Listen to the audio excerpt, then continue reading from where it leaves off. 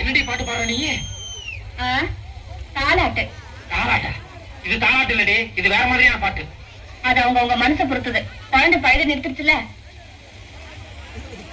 இந்த மாதிரி பாட்டெல்லாம் நீ பாட வேண்டாம், பேசாம வாயை முட்டு படு.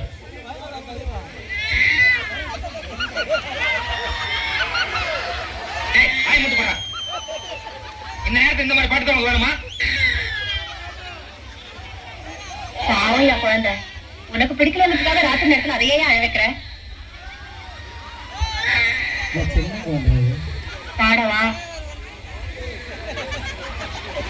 சரி பாடி தொலை.